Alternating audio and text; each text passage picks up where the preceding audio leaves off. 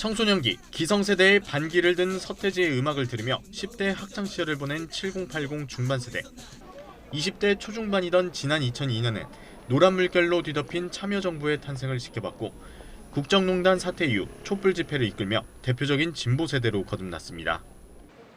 이번 대선에서도 40대 유권자는 다른 연령층에 비해 뚜렷한 민주당 지지세를 보여주며 이른바 진보세대임을 또 한 번 확인시켜줬습니다.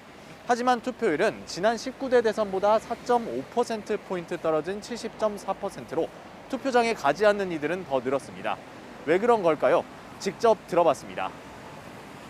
40대가 된 X세대도 이제는 희끗희끗해진 머리에 가장이라는 무거운 이름표를 단 어엿한 중년세대가 됐습니다. 양육에 대한 부담과 함께 부모님도 모셔야 하는 빠듯한 상황에서 지난 5년간 천정부지로 올라선 부동산 가격은 버거운 짐일 수밖에 없습니다.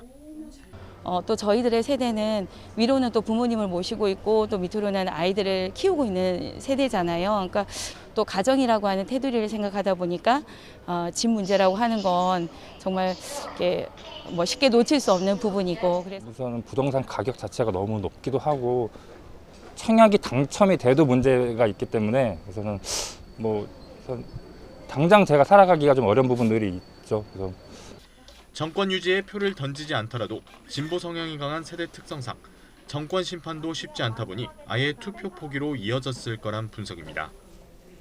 40대 민주화운동의 경험으로부터 자유로우면서도 노무현이라든지 이런 경험 때문에 이제 문재인 정권에 대해서 굉장히 높은 기대를 가지고 있었던.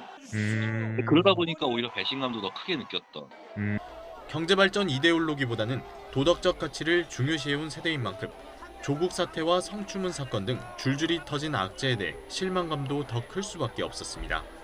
제가 약간 진보 성향이었었는데 진보는 어떻게 보면 좀 약간 도덕성을 이렇게 좀 드러내고 활동을 하잖아요. 근데 그거에 대해서 좀 실망을 했다. 저는. 받고 지금 MZ 세대들이 저희 밑으로 지금 들어오면서 유입이 돼서 어떻게 활동하는지도 봤어요. 그동안 대통령들을 뭐 한 5번 정도 뽑았는데 그거에 대한 변화가 별로 없구나라는 거에 대한 염증이 있었고 결국 40대 투표율의 변화는 현 정부와 586으로 대표되는 민주화 세대에 대한 좌절과 실망감을 여실히 보여준다는 평가입니다.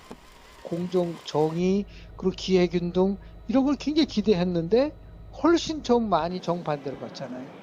거기에 대한 분노, 저항, 좌절이 이제 40대의 그런 표심의 변화를 가져왔다고 봐야죠. 역대급 비호감 선거에 선택이 아닌 포기를 결정한 40대 표심. 선거의 승자와 패자 모두 정치에 대한 무관심과 냉소가 확산하지 않도록 더 적극적인 소통과 깊은 고민이 필요해 보입니다. YTN 김대겸입니다.